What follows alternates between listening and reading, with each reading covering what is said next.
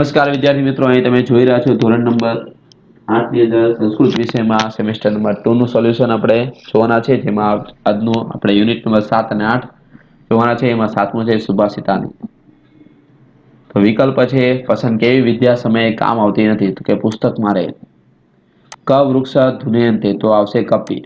વૃક્ષેણ કી વાર્યતે તો તાપમ. ખાલી જગ્યા જલમ દીયતે તો આવશે વૃક્ષાય. પછી આવશે વૃક્ષાત પર્ણાની પતંતી. વૃક્ષ પરથી શું પડે છે, તો કે પાંદડા. પ્રસર શબ્દનો અર્થ શું થાય, તો કે ફેલાવો. વૃક્ષ પર ખાલિયા કુંજન કરે છે, તો કે પક્ષીઓ. મિત્રાણી તથા રીપવ કેન જાયંતે તો વ્યવહારણી. મિત્રો અને દુશ્મનો શાનાથી બને છે, તો કે વ્યવહારથી. રીપવ પ્લસ તથા શબ્દની સંધિ આપણે જોડવાની છે, તો રીપવસ્ત એટલે કે એના પછી બી અંબ, એના પછી સ્વયં શબ્દની સંધિ છૂટી પાડવાની છે, તો બી ઓપ્શન થશે સ્વયં પ્લસ એવ. અંબ શબ્દનો અર્થ શું થાય, તો કે જળ. 15મું છે વૃક્ષાકીન ખાદંતી તો ફલાની. વારી વાહ સરસય્યમ ન ખાદંતી. એના પછી સજ્જનોની સંપત્તિ શાના માટે હોય છે, તો પરોપકાર માટે. કુર્વંતમ ખાલ્યા મંડલમ તો મે. ઉત્તમાનમ કી વિકૃતમ ભવંતી તો પ્રકૃતિ. કોની પ્રકૃતિ પ્રાણાયંતે પણ વિકૃતિ થતી નથી, તો ઉત્તમ મનુષ્યની. ચલો, ખાલી જગ્યા તમને આપેલી છે, આમાંથી જોઈને તમારે લખવાની છે. એના પછી તમને ખરા ખોટા આપેલા છે, તો તે પણ તમારા વિદ્યાર્થી મિત્રો આમાંથી જોઈને સારા એવા અક્ષરથી તમારે લખવાના છે. એના પછી પ્રશ્નના ઉત્તર પ્રશ્ન નંબર 4 આપેલા છે.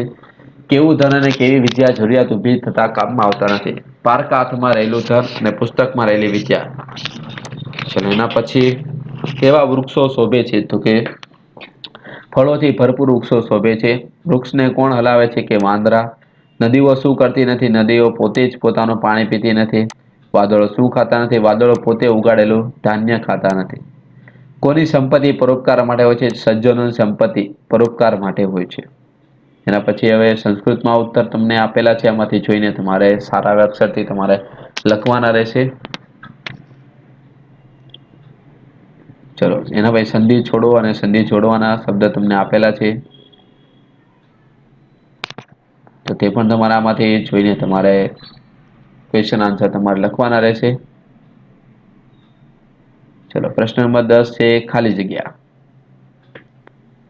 તો પેલામાં આવશે અન્ન, બીજામાં આવશે જલમ, ત્રીજામાં આવશે ફલાની, ચોથામાં આવશે પુષ્પાણી અને પાંચમામાં આવશે રસમ. ચલો, હવે આ તમારે તે ટેક્સ્ટ બુક્સ માંથી જોઈને પૂર્ણ કરવાના છે. ચલો, હવે નેક્સ્ટ યુનિટ નંબર 8 છે મનુષ્ય સીઓ મિત્રી. તો હવે એના સોલ્યુશનમાં પહેલું છે કૃષિ વાટિકા શબ્દનો અર્થ શું થાય, ખેતર. માત્રાવાળા દરરોજ શું જોતો હતો, તો કે નદીના પાણીને. મકર કુત્ર સ્થિતિ, તો નદ્યા જલે. દુઃખતી સિંહકુત્ર અસ્તિત્વ એટલે કે નદ્યા તટે.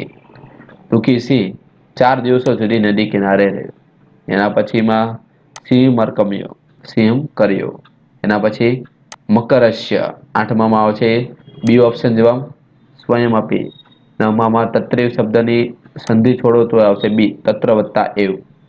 10મામાં અપતત શબ્દનો અર્થ શું થાય, તો કે પડ્યો. 11મામાં કોણ ઈજાગ્રસ્ત સિંહની સારવાર કરે છે, તે માત્રા વાળા.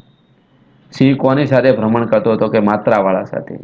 13મામાં છે સિંહ. ચલો, 14માની અંદર માત્રા વાળા ના અવસાન પ્રસંગે સિંહ ક્યાં જાય છે, શમશાન યાત્રા. સિંહ શમશાનત્ર કુત્ર આગચ્છતે તો વનમ. ચલો, ખાલી જગ્યા પૂર્ણ કરવાની છે. પેલામાં છે સ્થિત્યા, બીજું છે અકરોત, ત્રીજું છે તટે, ચોથું છે માત્રા વાક, એના પછી સત્ય પ્રસન્ન અને સ્કુનવંતી. ચલો, ખરા ખોટા તમને આપેલા છે, તે પણ તમારે આમાંથી જોઈને લખવાના રહેશે.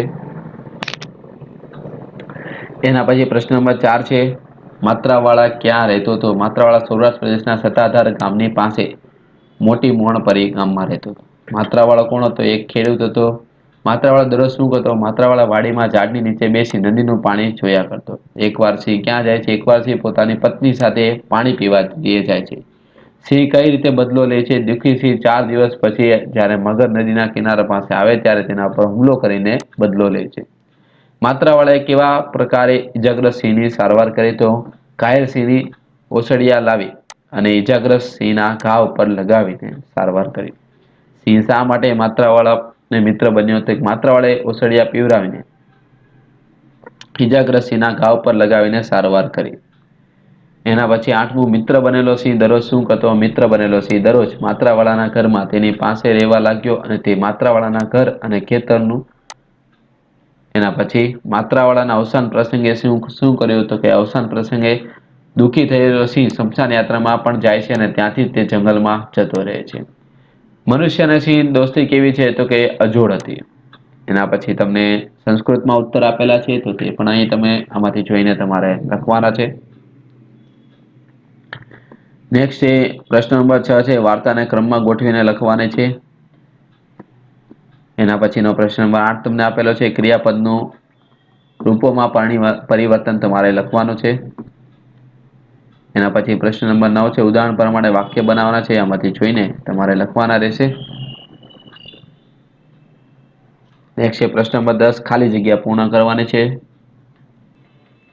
ચલો નેક્સ્ટ તમને અહીંયા ભાષા સજ્જતાનું સોલ્યુશન આપેલું છે, તે પણ સાથે સાથે આપણે જોઈ લઈએ. પહેલામાં આવશે સંબંધક પૃથ્થકૃદંત, એનામાં આવશે, બીજામાં આવશે હેતવચ કૃદંત, ત્રીજામાં આવશે વિધ્યર્થ કૃદંત. એ તમને સોલ્યુશન આપેલા છે. ચોથામાં સી ઓપ્શન જવાબ આવશે, પાંચમામાં એ, છઠ્ઠામાં બી જવાબ આવશે. એના પછી રેખાંકિત શબ્દોના કૃદંતનો પ્રકાર ઓળખીને લખવાના છે. તો એ તમને જવાબ આપેલા છે, એમાંથી જોઈને તમારે લખવાના રહેશે. એના પછીનો પ્રશ્ન નંબર 3 છે કે ભૂતકાળ શબ્દ નીચે રૂપોના નીચે લીટી કરવાની છે. તો એ તમે અંડરલાઈન કરેલા જવાબ તમને આપેલા છે. પ્રશ્ન નંબર 4 તમને ખાલી જગ્યા પણ આપેલી છે, એમાંથી જોઈને તમારે લખવાની રહેશે.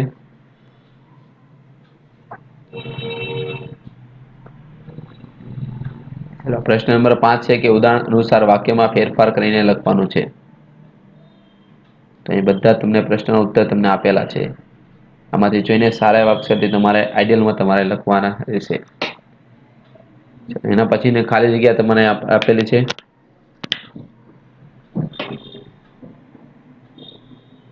નેક્સ્ટ પ્રશ્ન નંબર 7, કૃદંતનો પ્રકાર યોગ્ય પ્રકાર પસંદ કરીને લખવાના છે. કૃદંત કયા છે તે.